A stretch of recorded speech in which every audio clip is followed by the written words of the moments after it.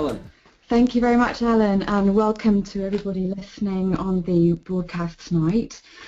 We are very honoured to spend the next sort of 45-50 minutes talking to you about lots of the experience that we've brought through 20 years of marketing, success coaching and wealth coaching, combining together those two subjects of life and happiness and what that all means to all of us, and how that actually connects with our business and our practices, making sure that whilst we're busy doing the day job, that actually we are being fulfilled as individuals and getting the most out of life as well. And in particular, making sure that when we're looking at managing our money, that actually that's providing everything for us that we want to achieve out of life.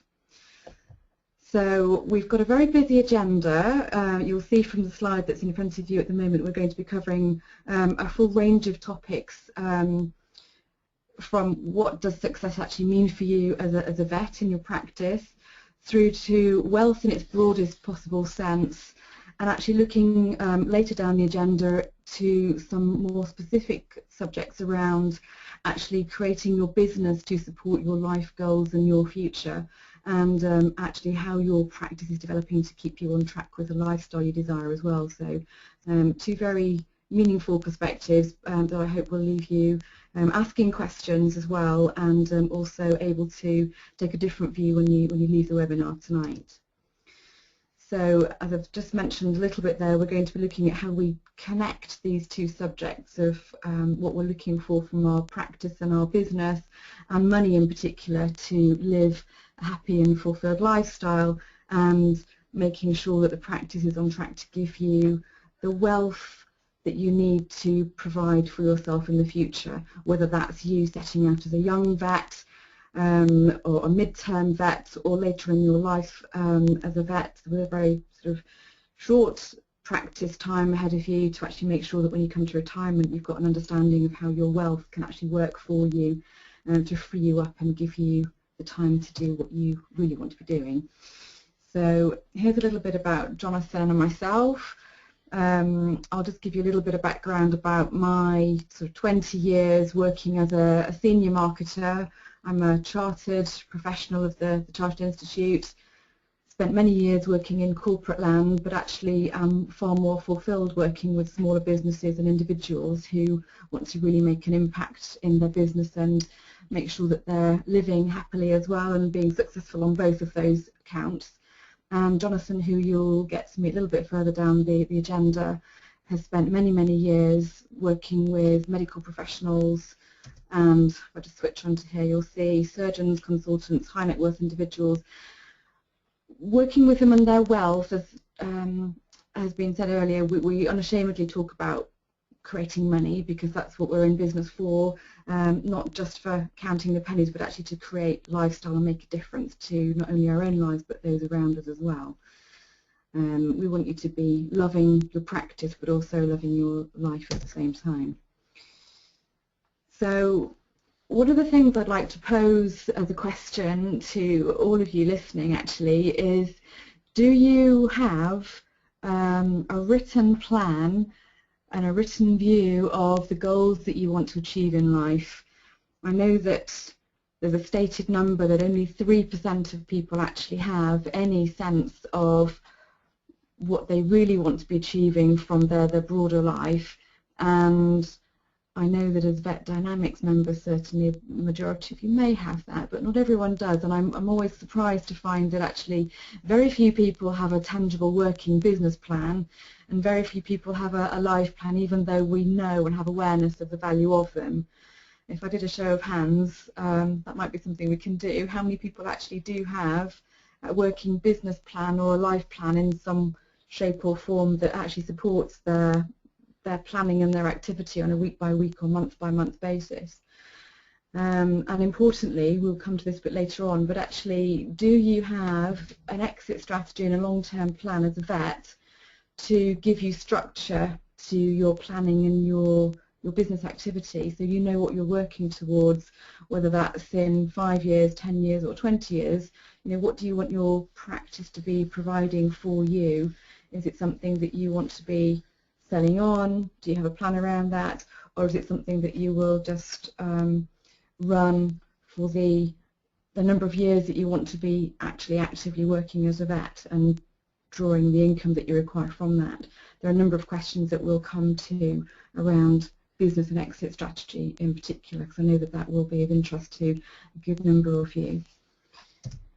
So when we start to think about actually being a professional veterinary surgeon or practice owner, we might already have a number of measures around what success means to us in the sense of our practice, but do you actually think more broadly around what success means to you as an individual? And if you were to write down a definition of what that success means to you, if you wrote down 5 or 10 things, if you have a sheet of paper and a pen in front of you at the moment, why not take just a couple of moments to ask yourself that question? You know, is it a numerical figure of financial return on an annual basis? Is it being able to take a number of holidays every year? Is it being able to give money to your family members or have a number of properties?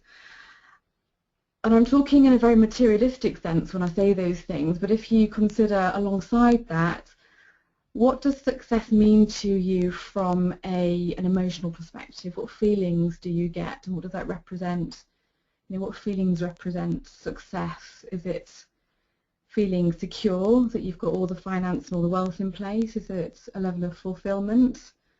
Is it something else?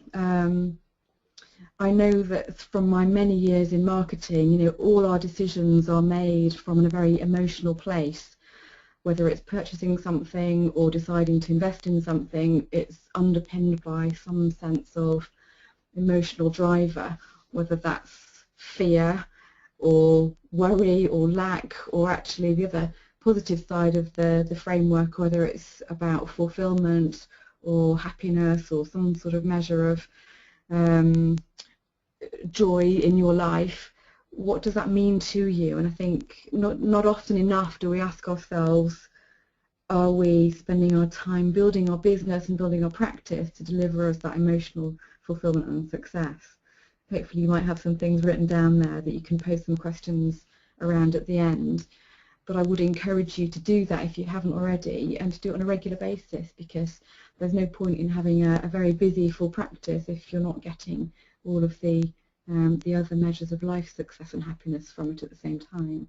Whether that's time with your partner, happiness in your relationship, time to pursue personal hobbies, they all impact actually your business success, because when you're happier as a person, that translates into your business and your client relationships, your relationships with your colleagues, and how you are as a human in your business practice. Being happy underpins actually your ability to attract greater wealth, because when you're performing as a happy person, people feel that, and we know that, and people are, you know, wanting to work with you because of that. So it might sound like an intangible factor, but actually it's a very important one, because people are drawn to you when you're a happier person. So I'm going to move on and ask you to think a little bit more about your relationship with your wealth and your money, whether that's, you know, whatever level that is for you, whether you feel that you are just making enough money to survive, or you feel like you haven't quite got the level of wealth that you want to at the moment, or actually whether you're the other end of the scale and actually you're providing a very good, healthy level of income for yourself and your business, but actually how much do you allow yourself to enjoy that? What level of what sort of relationship do you have with the money that you're creating? Were you brought up in an environment where scarcity and lack was the order of the day? I know I certainly was surrounded by quotes from my parents about money doesn't grow on trees and not to waste it and all of that kind of thing.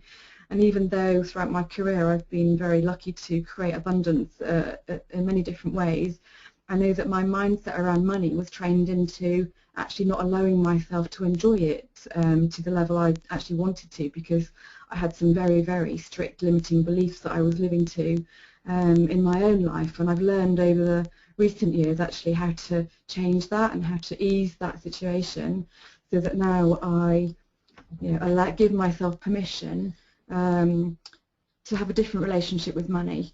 I manage it differently.